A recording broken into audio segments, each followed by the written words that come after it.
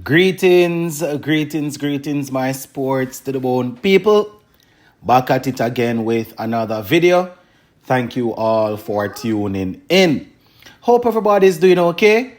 Hope you're up and running and getting yourself ready for this beautiful Saturday.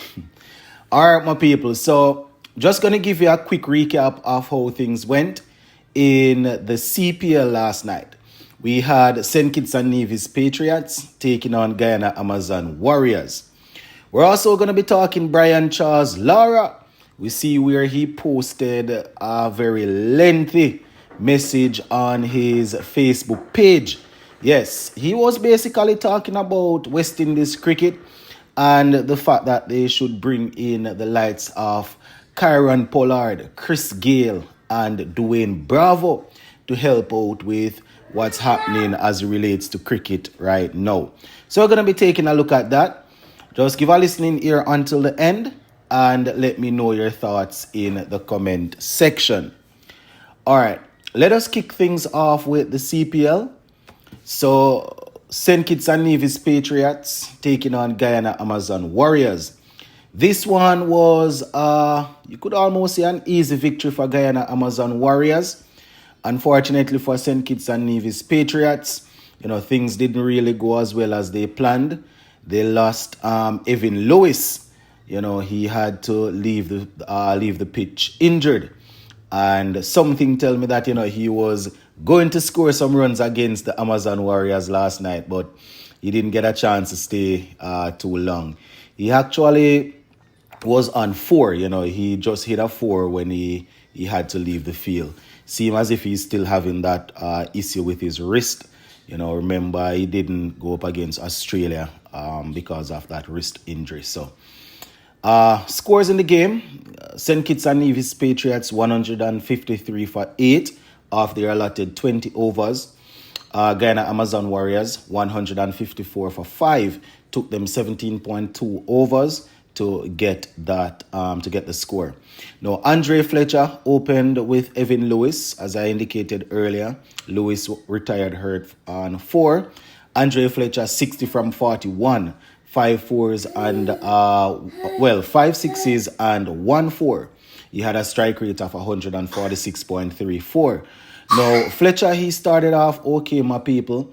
But, there was one little phase when he was batting when I think like 20-yard ball was bowled and no boundary was hit, right? So, Andre Fletcher there, my peeps, probably was looking to bat deep, but, I don't know. He probably should have gone a little bit harder. Anyways, that's how it went. Kyle Mayers, he ended up batting in the power play because of Evan Lewis retiring hurt. He scored 7. Riley Russo, he got 12 from 14. And Alec Arthanes, he actually struggled, my people. Not very often you see Alec going in and finding it difficult to really play his shots. He ended up getting 9 from 18. Strike rate of 50. Definitely not what you want, especially when you're playing somewhere like Warner Park, on that small ground there. Captain Jason Holder, he scored 7 from 8 with 1 6. So Captain Jason Holder wasn't able to tee off in that game.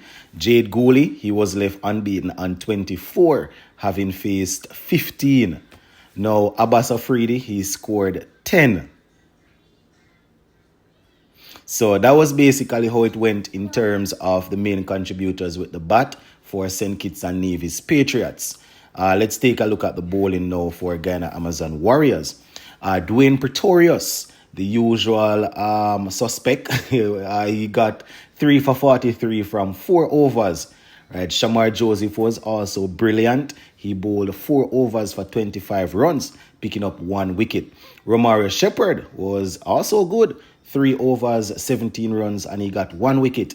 Captain Imran Tahir picking up 2 for 29 from 4. Moeen Ali, he bowled 1 over for 15 runs.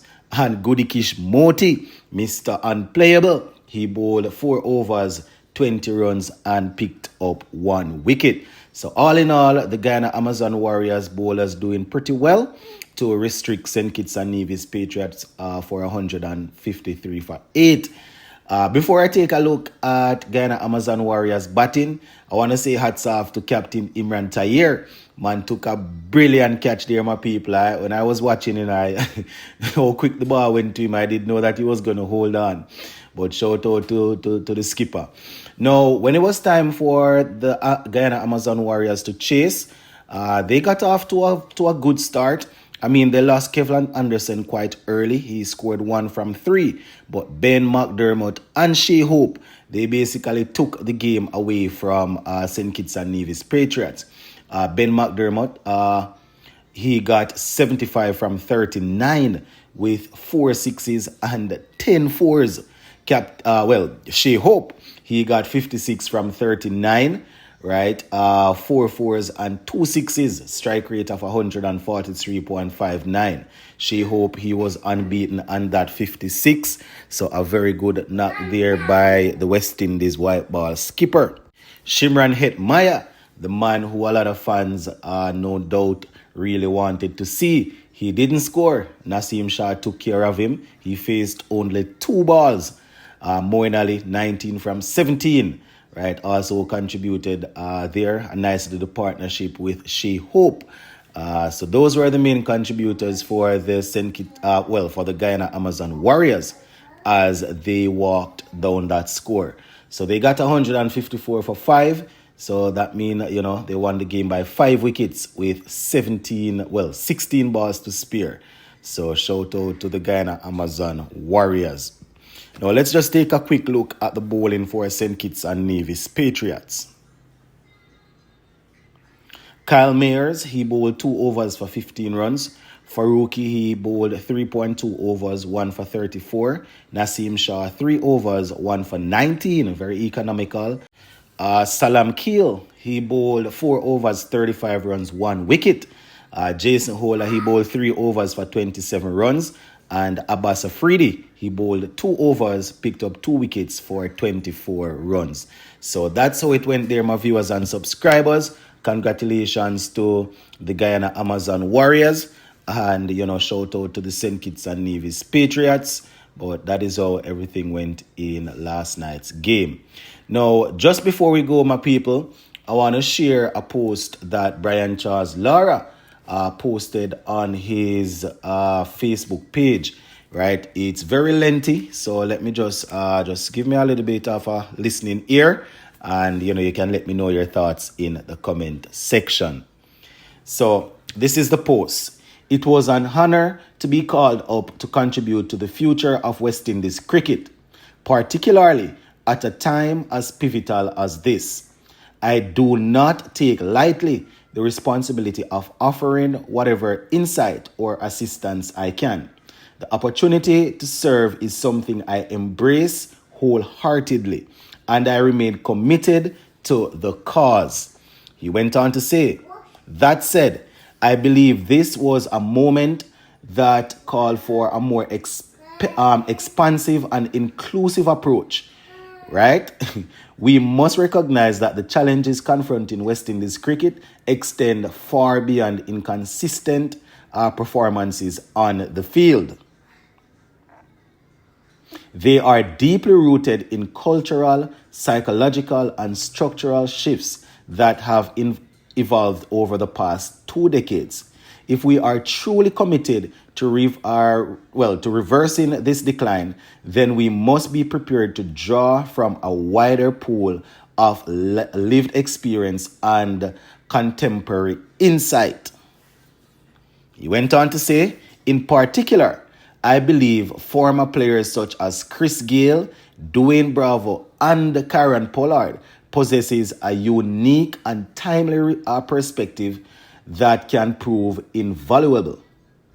These men have not only at the highest level, but have done so in an era that reflects the modern athlete's psyche, ambitions, and motivations. Their proximity to today's players in terms of generational alignment and shared dressing rooms gives them an authentic understanding of what drives, distracts, or disillusions the modern West Indian cricketer. I am sure this wasn't intended to be merely a conversation about tactics or selection.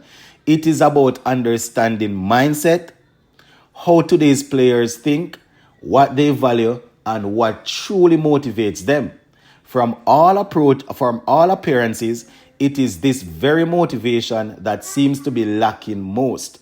We must explore we must explore that deficit, not the judgment, not with judgment, but with clarity and empathy.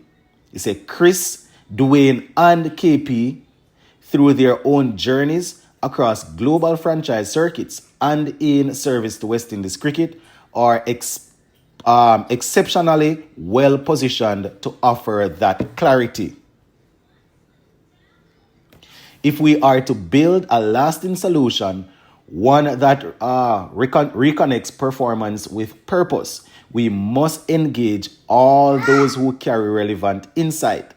This is a moment for a collective wisdom, not isolated intervention.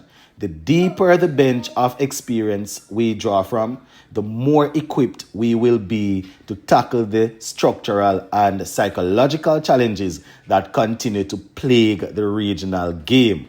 The time to act is now, but we must act together, is what Brian Lara is saying. So, I don't know what you take from this, my people. He was a part of the press briefing, and he didn't say much. He answered a couple of questions, but based on what this is saying here, it would appear as if, how they put together the thing, the guys that they brought in, and just reasoning about tactics and selection. It would appear as if Lara, he wasn't on board with all of that. So this right here is a very good post. I think that this is something that a lot of West Indies supporters would be looking at and saying, yes, this sounds very good. In terms of these modern players that he called upon, though, I'm not sure how willing CWI will be to bring in some of these guys, because, not some of them guys didn't leave on the best of terms with CWI. And I think it's because of the same issues, as it relates to clash of personalities and clash of ideas and stuff. So, I mean, if we're really and truly to move forward, though, guys that are sitting in the jacket suit, they probably have to find a way to, really see if they can accommodate people that can really help. But I guess, remember the director of West Indies Cricket said that they have their plans. You understand, they have a formula that they have identified and they know that it will work, so they are sticking with it.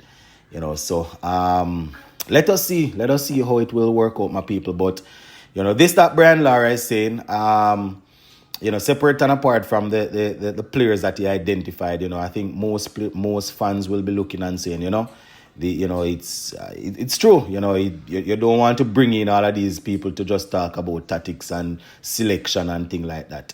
I don't know why they would bring in these guys to talk about selection process and all of that, when they claim that they have a system in place that will identify the best players, for a different situation and stuff. So let us see, my people. We're gonna leave it right here for now, though. Big up on yourself.